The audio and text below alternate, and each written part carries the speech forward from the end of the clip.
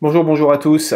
J'espère que vous avez apprécié le cours, que vous avez commencé à visualiser ou alors que vous avez terminé de visualiser. J'espère que ce n'était pas trop dense. Vous comprenez que c'était un survol un peu rapide d'une période très longue. Généralement, on est frustré quand on enseigne l'histoire de l'Église d'avoir un seul semestre pour enseigner à la fois la patristique et le Moyen-Âge. D'ailleurs, l'une des entités dans lesquelles j'enseigne ici au Québec vient de séparer même le cours de Moyen-Âge avec le cours de patristique. Donc vous comprenez que c'est une question vitale d'avoir du temps suffisant pour enseigner cette longue période de temps dans laquelle il y a eu de nombreux développements à la fois historiques pour l'Église, mais aussi théologiques. Et c'est d'autant plus challengeant pour moi de le faire sur à peu près 6 heures de cours. Vous comprenez que c'était des choix parfois vraiment pénibles à effectuer. C'était des choix cornéliens, même de savoir comment on allait privilégier tel aspect de la théologie de l'Église primitive plutôt que celui-ci.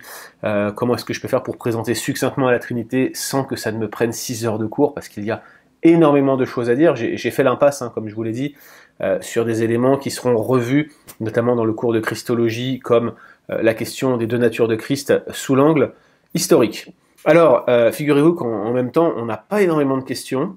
Je pense qu'il y a deux raisons à cela. Tout d'abord, il n'y a pas tant de gens que cela qui se sont connectés aujourd'hui pour le cours. Je pense que beaucoup ont prévu de le voir en différé, ce que je comprends tout à fait. Même s'il y a eu quand même plusieurs centaines de connexions, je m'attendais à beaucoup plus, en tout cas par rapport à ce qu'on a vu sur d'autres cours. Je crois que les questions vont venir malheureusement après, et je n'aurai pas forcément l'occasion de les traiter. Ça, c'est la première chose. La deuxième, c'est que je pense que ce cours ne se prête pas forcément à des questions comme finalement un cours de théologie où il y a des débats, où il y a des controverses, où il y a des interrogations, où il y a des incompréhensions. J'ai voulu accentuer au maximum ce cours d'histoire de l'Église sur une dominante d'histoire de la théologie, d'histoire de l'idéologie, d'histoire des idées en quelque sorte chrétiennes qui ont eu je dirais, des points de friction ou des affirmations fortes tout au long de cette période de 1500 ans. Mais en fait, je vous ai surtout raconté ce que l'Église a fait, et ça ne souffre pas forcément d'incompréhension, ça ne soulève pas forcément de questionnement théologique pour vous, et je crois que c'est l'une des raisons pour lesquelles on a moins de questions. Toutefois, comme on n'en a pas eu beaucoup, et que certaines ne méritaient pas, je veux dire, d'être traitées pour tous dans le cadre de cette question de cette séance de questions-réponses en fait en vidéo. J'en ai répondu à certaines par courriel, et ce que j'ai prévu de faire finalement, c'est de vous laisser un jour de plus pour éventuellement poser vos questions au cas où, et je vais vous renvoyer un courriel à tous pour que vous puissiez avoir jusqu'à dimanche soir, et je ferai une deuxième séance de questions-réponses. On avait déjà fait cela dans le passé, avec Fred Bican notamment, et donc je vais le refaire aujourd'hui. On va avoir une courte séance de questions-réponses maintenant. J'ai sélectionné 3 ou 4 questions pour vous, et puis je pourrai encore répondre à vos questions d'ici demain soir, dimanche soir. La séance de questions-réponses devrait être mise en ligne demain soir à 21 h. Toutes les informations vont vous parvenir d'ici là par courriel. Alors, voici les questions qui nous ont été adressées et auxquelles j'ai décidé de répondre. Il y a eu plusieurs questions que j'ai regroupées en une seule, qui nous demandent en quelque sorte des ressources sur telle ou telle période précise de l'histoire de l'Église durant cette séquence qu'on a étudiée ensemble de 1500 ans, et qui nous demandent essentiellement des ressources en français. C'est là la grande difficulté. Il existe des ressources en français, mais je ne les recommande pas toutes, notamment les ressources patristiques. La raison est la suivante. La patristique francophone est à dominante catholique. Je suis extrêmement méfiant des traductions des textes comme les textes de sources chrétiennes ou Migne. La patrologie catholique est fortement teintée de sacramentalisme, ce qui ne reflète pas toujours les sources originales. Je vais vous raconter une petite histoire qui m'est personnelle. J'ai étudié à Southwestern Baptist Theological Seminary au Texas, et Southwestern avait recruté un professeur qui venait lui-même de Wheaton College, Jeffrey Bingham, qui est devenu d'ailleurs le proviseur adjoint de cette faculté immense, 5000 étudiants, je ne sais pas si vous imaginez, aucun équivalent en francophonie, et c'est très rare que vous ayez des séminaires de cette taille dans le monde, c'est l'un des plus gros au monde. Et donc Jeffrey Bingham avait été recruté pour monter un département de patristique à Southwestern. Il faut savoir que historiquement, les presbytériens et les protestants, je dirais, historiques, sont très bons pour cette période patristique de 100 à 500 après Jésus-Christ, des gens qui ont été influencés notamment par les travaux de Philippe Schaff et qui ont développé vraiment une analyse fine de la patristique et surtout la traduction des sources primaires, des sources originales qui souvent sont en latin ou en grec, voire dans d'autres langues, mais le plus souvent en latin et en grec, et ils l'ont traduit en anglais. Quand vous comparez par exemple les traductions que Philippe Schaff ou d'autres ont fournies aux traductions françaises, vous vous rendez compte qu'il y a d'importantes disparités, en particulier sur les sujets controversés, le baptême, la scène, le rôle des sacrements, la sotériologie et parfois même l'eschatologie, c'est-à-dire la doctrine de la fin des temps. Lorsque Jeffrey Bingham a pris ses fonctions, il venait de l'une des deux facultés, il était de Wheaton, c'est l'une des deux facultés qui était à la fois évangélique et qui en même temps avait un département de patrologie, de patristique. L'autre, c'est Gordon Cromwell Theological Seminary, qui se trouve dans la région de Boston. Et donc, Jeffrey Bingham a été embauché par ma faculté, par Southwestern, pour monter un département de patristique à Southwestern avec des spécialistes de la patristique évangélique. Et Southwestern est devenue la troisième faculté des USA. C'est vraiment pas énorme, hein, 3 facultés évangéliques qui disposaient d'un département de patristique. Les évangéliques sont extrêmement mauvais en patristique.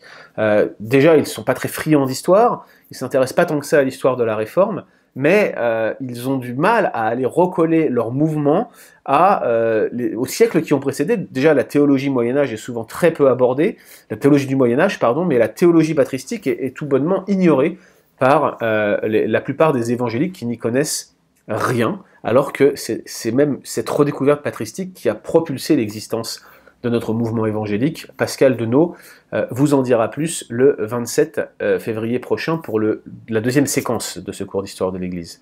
Donc Jeffrey Bingham est embauché, arrive à Southwestern, et il organise une rencontre avec les étudiants, à laquelle je me suis rendu en tant que passionné d'histoire, et une fois que je me suis retrouvé devant lui, j'avais vraiment à cœur de lui poser cette question: qu'est-ce qu'on doit faire des traductions françaises de la patristique, fortement teintées de sacramentalisme?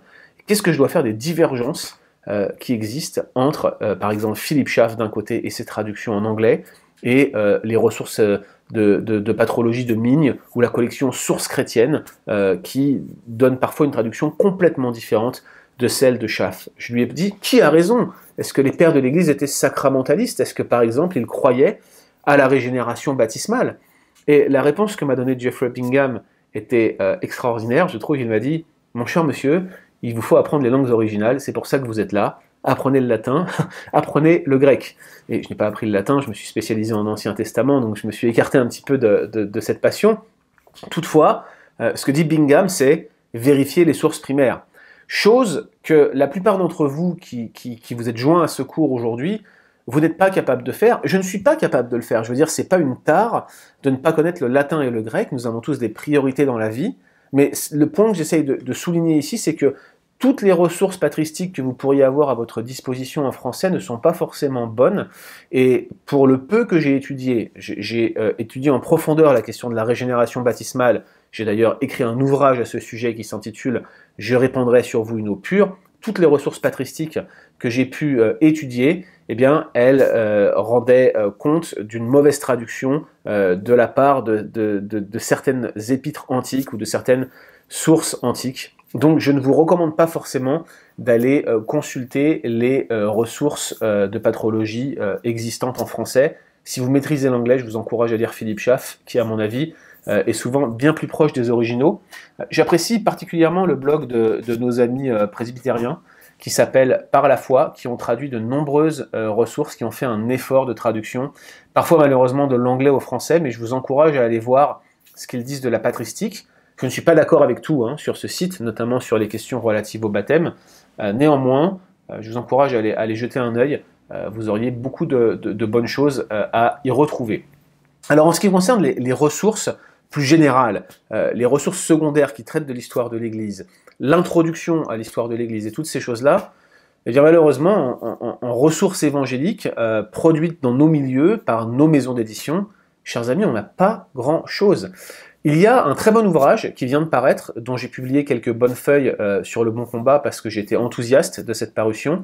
Il s'agit de l'ABC de l'histoire de l'Église, écrit par Joel Beakey, Michael Aiken et Sinclair Ferguson, qui est publié, édité chez Publications Chrétiennes, et qui est diffusé dans toutes vos bonnes librairies. Je vous encourage à vous le procurer, c'est très court, c'est un chapitre par siècle, extrêmement instructif. J'enseigne le cours d'histoire de l'Église 1 pour l'Institut de théologie pour la francophonie ici à Montréal ce semestre, et c'est notre livre de base, extrêmement court, extrêmement succinct, mais ça va leur permettre en fait d'avoir une vue d'ensemble de ce que je vais leur enseigner durant les cours, durant ce semestre, vous voyez. Donc je vous encourage à vous le procurer, c'est pas cher, c'est une bonne ressource. Je me demande même s'il ne fait pas partie de la liste des ressources que Publications Chrétiennes réduit de 50% pour tous les participants à ce cours.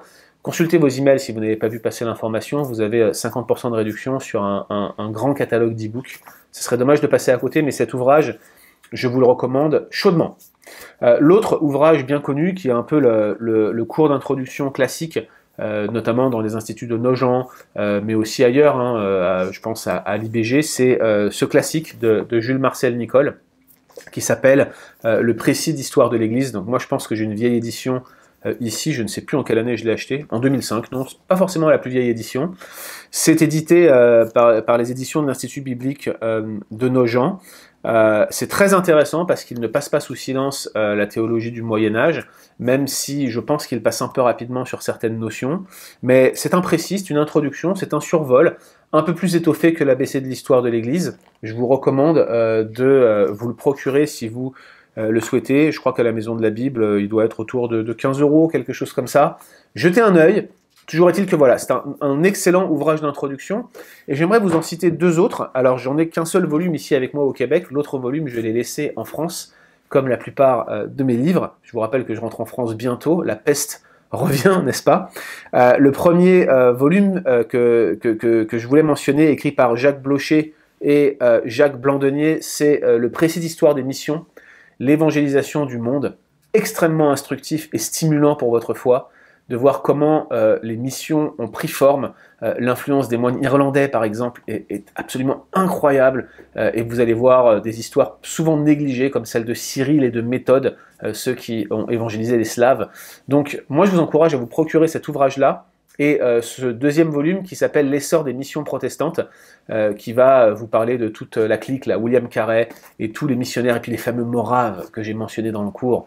Saviez-vous que les Moraves ont fait une chaîne de prière pendant une centaine d'années lorsqu'ils étaient à Herrnhut avec le comte Zinzendorf? Vraiment admirable, c'était les précurseurs des missions, ils étaient prêts à donner leur vie. Il manquait cruellement d'organisation, ce que les missions modernes ont réussi à corriger, mais c'est extrêmement stimulant que de regarder l'histoire de ces Moraves. Donc je vous encourage à vous procurer donc ce volume, comme je vous le disais, pardon, excusez-moi, il faut qu'on voit ma tête quand même, et puis le deuxième qui s'appelle L'essor des missions protestantes. Aussi, j'aimerais vous indiquer que de nombreux ouvrages qui n'ont pas vocation à survoler l'histoire de l'Église ou à faire exclusivement de l'histoire de l'Église s'intéressent à l'histoire de l'Église. Un des meilleurs livres que j'ai lu ces dernières années, c'est celui-ci de Mark Jones, Connaître Christ.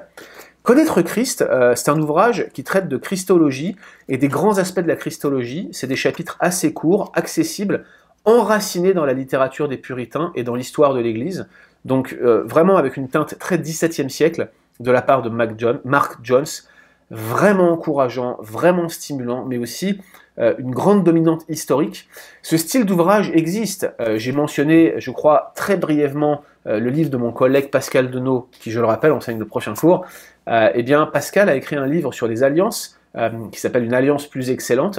C'est en fait un ouvrage d'histoire, c'est une comparaison des systèmes historiques et des divergences entre presbytériens du XVIIe siècle et baptistes du XVIIe siècle sur la théologie des alliances.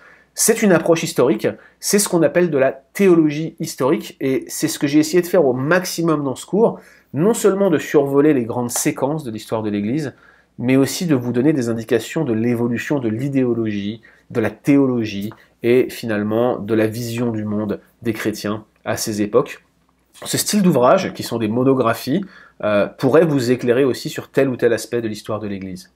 Maintenant, si vous maîtrisez l'anglais, j'aimerais vous conseiller deux ouvrages en particulier qui sont des références et qui sont aussi des références en matière d'histoire de la théologie.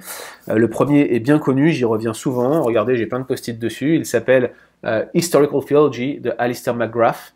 Alors, je ne suis pas d'accord avec toutes les thèses défendues par McGrath, qui parfois ont tendance à me faire hérisser le poil des avant-bras, n'est-ce pas? Et puis là, celui que j'ai sous les yeux, c'est la deuxième édition, en fait, qui reste relativement conservatrice. Il a changé et fait évoluer un certain nombre de points dans sa toute dernière édition de cet ouvrage, qui, je crois, est la 5e, à vérifier. Ça a suscité bien des controverses et bien des débats parmi les spécialistes de l'histoire et de la théologie, dont je ne suis pas, je vous le rappelle, mais je crois que c'est un livre à se procurer, qui est excellent et qui survole bien les grands enjeux historiques. Si vous voulez un ouvrage un peu plus évangélique et plus conservateur, un ouvrage qui a été conçu pour fonctionner main dans la main avec la théologie systématique de Wayne Grudem, eh bien je vous encourage à vous procurer le livre de Craig Allison, qui s'appelle Historical Theology, Craig R. Allison, A2LISON. Historical Theology, qui est un survol de la pensée et qui est clairement enraciné dans la perspective évangélique. Craig Allison est professeur d'histoire à la faculté Southern Seminary à Louisville, une des facultés, à mon avis, qui est la plus proche de ce que j'enseigne à titre personnel sur le bon combat. J'ai beaucoup de points communs, et puis j'ai étudié dans une faculté consoeur, faculté des Baptistes du Sud. Voilà en gros le style d'ouvrage que je peux vous recommander. Ce que je peux vous dire aussi, c'est que si vous avez des questions, si vous recherchez des livres, vous pouvez très bien nous écrire et puis on vous dira notre avis sur ce qu'on en pense. Je vous ai recommandé les principaux ouvrages vers lesquels j'aimerais vous diriger en tant que prof évangélique, en quelque sorte. Puis vous avez nos amis de la Maison de la Bible à Paris, avec Jean-Marc Guyot notamment, un cher frère qui connaît bien le monde de l'édition, qui est là depuis quelques années et qui a vu passer pas mal d'ouvrages, qui a lu beaucoup. N'hésitez pas à contacter le magasin de la Maison de la Bible à Paris et même d'aller y faire un tour. Jean-Marc et ses collègues sont vraiment des références pour vous conseiller sur le contenu des ouvrages. C'est toujours un plaisir en même temps de les voir et je pense que vous auriez une grande bénédiction à les contacter. Ils sont souvent très occupés, mais ils tâchent de répondre à ce style de questions. Voilà donc pour la question qui avait été posée notamment par Sydney, par Hilarion, sur les ouvrages que je peux vous recommander en matière d'histoire de l'Église. Deuxième question qui a été retenue, qui nous est posée par Yannick, un fidèle avec son épouse des formations transmettre. Yannick me dit, pouvez-vous donner des détails sur le développement du judaïsme rabbinique après 70, autrement dit après la destruction de Jérusalem? C'est-à-dire donc, dit-il, après la destruction du temple. Comment les Juifs n'ont-ils pas reconnu dans cette destruction cataclysmique un jugement de Dieu, comme cela avait été le cas lors de l'exil babylonien? Ma réponse est simple, c'est qu'ils l'ont fait. La littérature rabbinique ultérieure, le Talmud, ou même les commentaires de la Bible comme la Mishnah, envisagent, parfois sans le nommer, cette destruction de 70 comme un cataclysme qui les prive de la communion avec Dieu, qui les prive du sacrifice, et qui, en fait, les amène à être dans une forme de rupture et de jugement. Et les Juifs les plus radicaux aujourd'hui, qui vivent en Israël, envisagent uniquement la restauration de la communion par la restauration du temple, et c'est l'une des raisons pour lesquelles vous voyez la question des frontières abrahamiques, la restauration du temple, toutes ces choses-là, qui poussent les factions juives les plus radicales à vouloir coloniser les terres palestiniennes. Je m'exprime d'une manière qui va certainement susciter de la réprobation de ceux qui sont pro-israéliens, et peut-être j'ai des pro-palestiniens parmi mes auditeurs. J'ai pas du tout voulu prendre parti, mais ce que j'essaie d'expliquer, c'est quelle est la logique derrière les factions les plus radicales des Juifs, les plus conservatrices, dans leur volonté de mettre des colonies qui s'avancent toujours un peu plus dans les territoires qui sont actuellement occupés par des Palestiniens. Leur logique, c'est les frontières abrahamiques, reprendre la taille de ce pays-là, c'est la restauration du temple, c'est la restauration de la communion avec Dieu.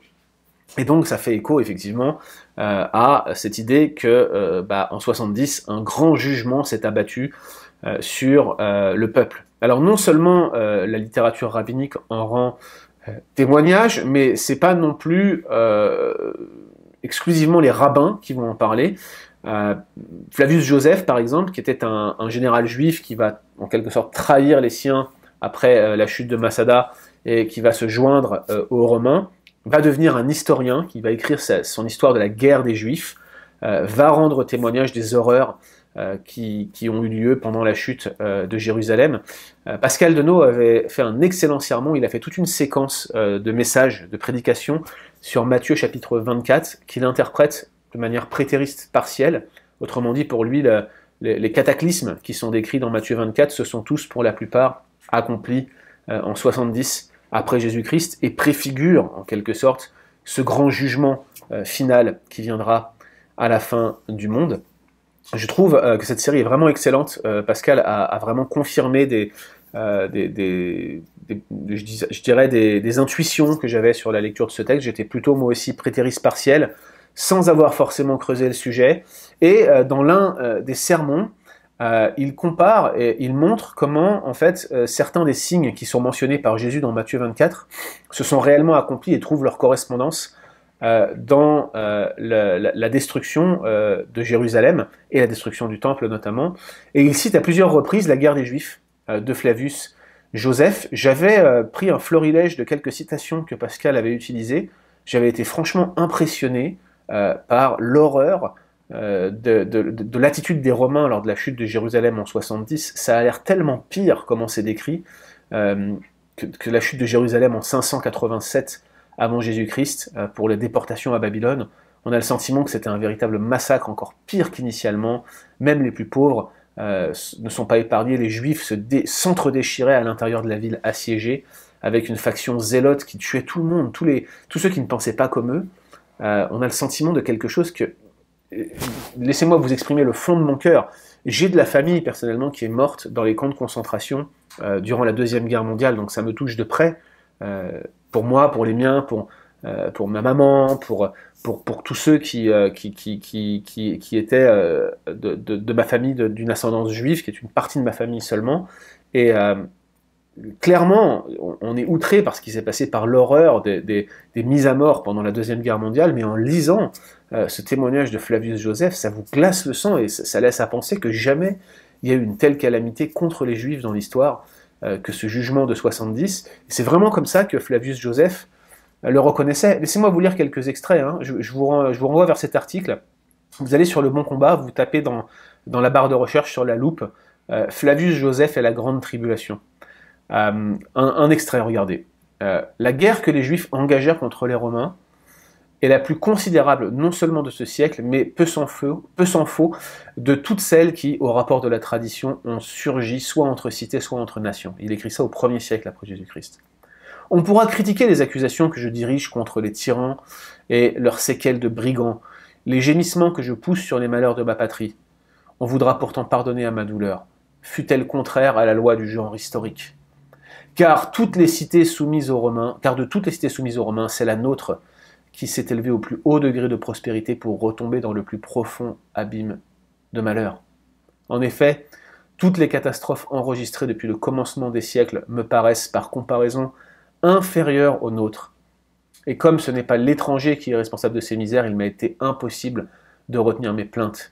Ai-je affaire à un critique inflexible envers l'attendrissement, qu'il veuille bien alors faire part de mon ouvrage et le mettre sur le compte de l'histoire des faits et sur celui et sur l'historien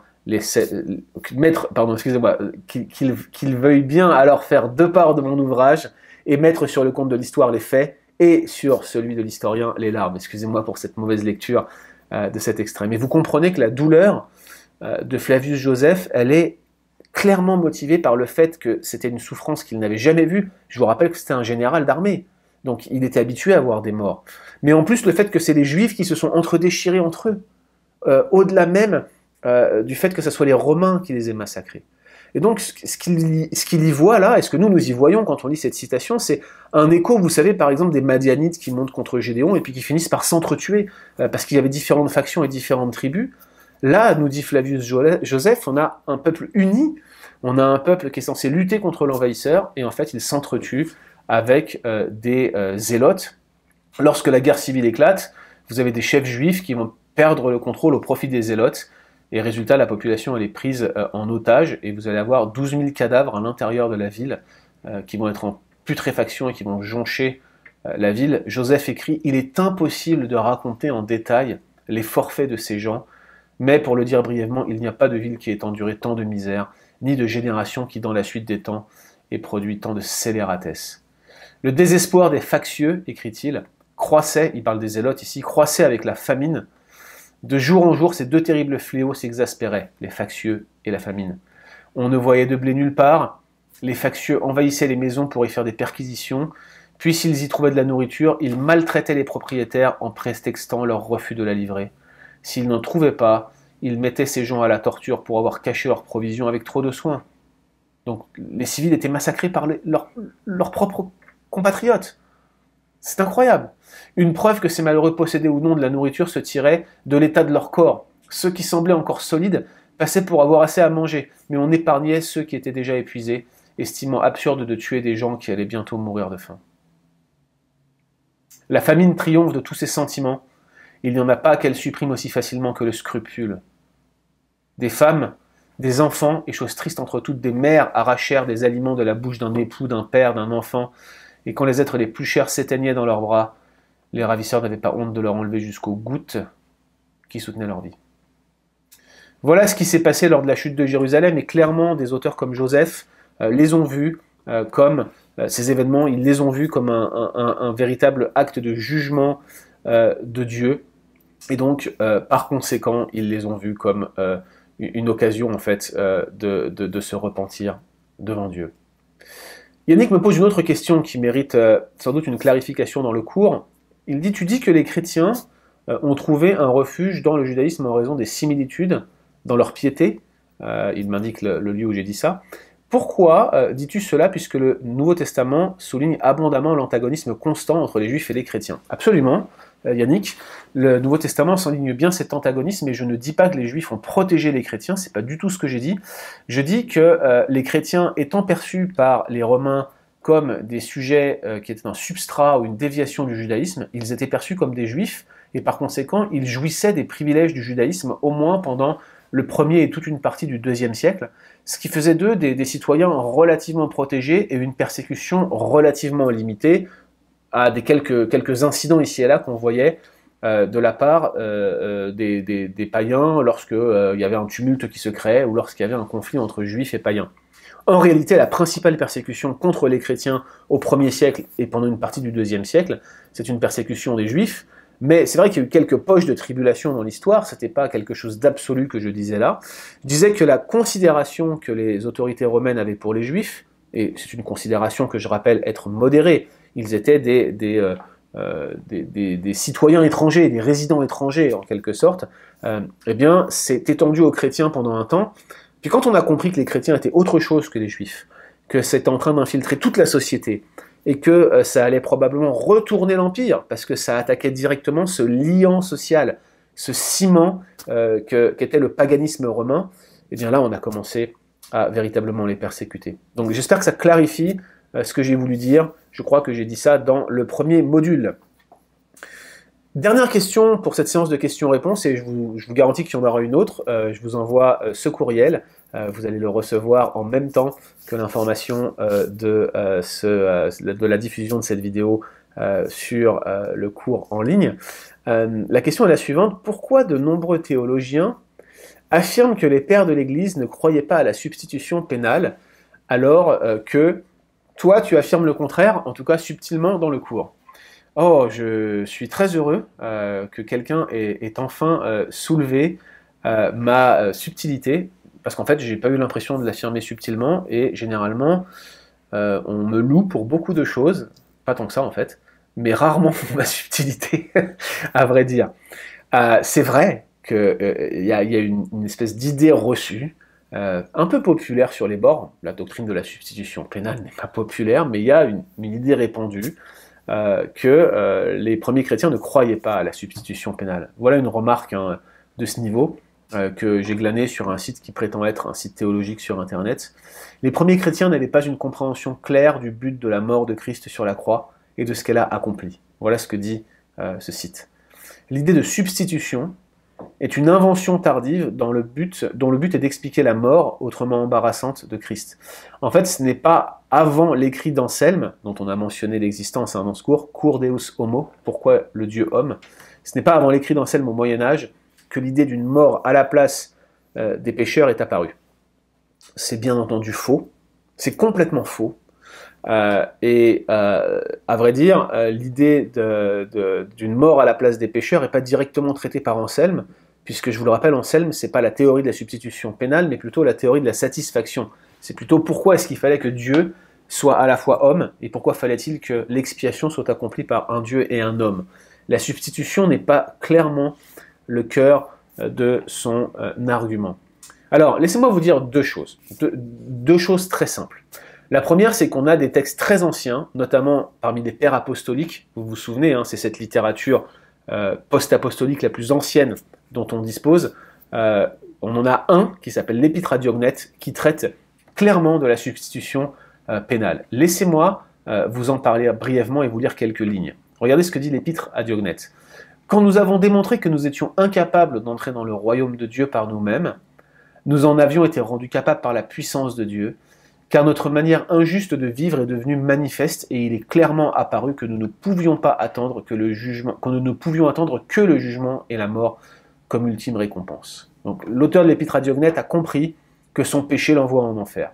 Il continue, « Lors donc que notre malice fut montrée à son comble, et qu'il fut démontré que nous n'étions dignes que de châtiment, et que nous n'avions plus que la mort en perspective, il arriva le temps que Dieu avait marqué pour signaler tout à la fois sa bonté et sa puissance, et montrer son immense amour pour nous, qui ne laissait aucune place à la haine. » Et il continue en disant, « Mais Dieu était patient, et dans sa pitié pour nous, écoutez bien ça, il a pris nos péchés sur lui-même, et il a donné son Fils comme une rançon pour nous, le saint pour des pécheurs, l'innocent pour des coupables, le juste pour les injustes, l'impérissable pour ceux qui périssent, l'immortel pour les mortels. Car quoi d'autre pouvait couvrir nos péchés que sa justice?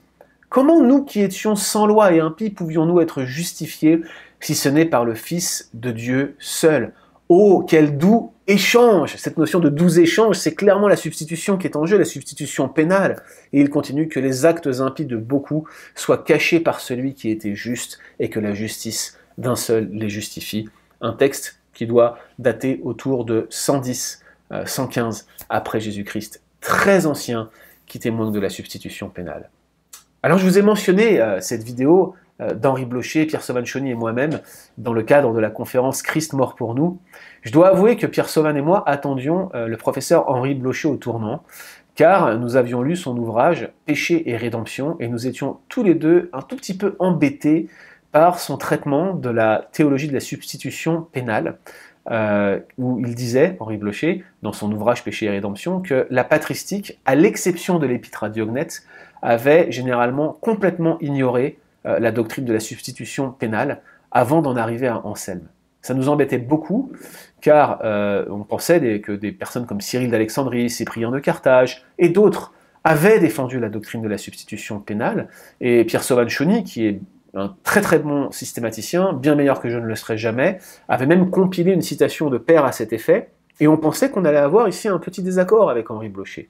Eh bien, figurez-vous que Henri Blocher a fait une sorte d'apologie en direct en disant qu'il récantait ses propos anciens de son ouvrage Péché et rédemption. Il a reconnu qu'il avait été influencé à l'époque par ses lectures et qu'entre-temps, il avait consulté à nouveau des sources primaires qui avaient montré et qui l'avaient convaincu que finalement, oui, les pères de l'Église croyaient bel et bien à la substitution pénale, que de nombreux pères avaient accepté cette doctrine et cette position, et que par conséquent, elle était éminemment patristique par essence. J'ai tellement été impressionné par à la fois l'humilité et le revirement d'Henri Blocher, sa manière de la démontrer. Il est venu avec une encyclopédie catholique de l'abbé Tixeron qui l'avait convaincu. C'est une source secondaire, 19e siècle, où Tixeron liste une kyrielle de citations de pères. C'est une vraie caténae, pour le coup, une vraie chaîne, dans lesquelles ces citations démontrent l'existence de la substitution pénale à l'époque patristique. On a tellement été impressionnés, Pascal et moi, par l'attitude vraiment incroyable, pieuse de Monsieur Blocher, qu'on en a fait un coram deo dans lequel on a mentionné à nouveau ces échanges avec Henri Blocher. C'était l'une des meilleures tables rondes théologiques à laquelle il m'ait été donné de participer. Elle est listée dans les ressources de cette page de formation, de ce blog. Je vous encourage à la consulter. Alors, je m'arrête ici pour ces questions. Je suis très content d'avoir pu répondre pour cette première partie de questions-réponses à vos questions et remarques. Vous avez encore la possibilité de le faire. Toutes les informations arrivent maintenant par courriel. Je vous souhaite une bonne fin de journée, que le Seigneur vous bénisse. N'oubliez pas de vous inscrire pour la prochaine formation d'histoire de l'Église qui traitera de la Réforme jusqu'au temps moderne avec Pascal Denot. Bénéficiez très vite de cette promotion qui vous est offerte là sur 2 jours. Ne la manquez pas. Je vous souhaite une bonne fin de journée et à très bientôt. Salut!